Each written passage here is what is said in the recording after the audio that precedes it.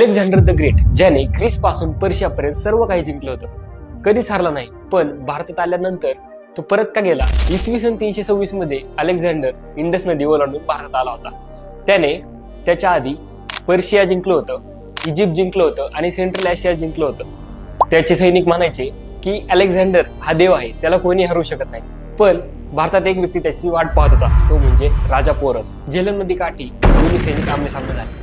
अलेक्झांडरकडे होते 50,000 इलाइट सैनिक आणि पोरसकडे फक्त 30,000. पण पोरसकडे होते 200 युद्ध हत्ती. ते हत्ती पाहिल्यानंतर अलेक्झांडरचे घोडे पळाले. त्याने त्यांचेच मॅसेडोनियन इन्फंट्रीला तुडवलं.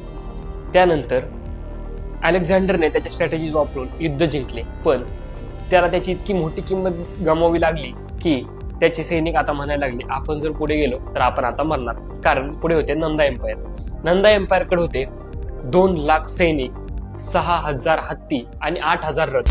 त्यामुळे अलेक्झांडरने इतिहासात पहिल्यांदाच माघार घेतली, कारण एका भारतीय राजाच्या रेजिस्टन्समुळे. आता सर्वात सरप्राइझिंग गोष्ट अशी घडली ज्यावेळेस अलेक्झांडरने पोरसला त्याचं राज्य परत दिलं. अलेक्झांडरने पोरसला विचारलं की तुला कसं वागवावं. त्यावर पोरसने उत्तर दिलं की जसा एक राजा दुसऱ्या राजाशी वागतो.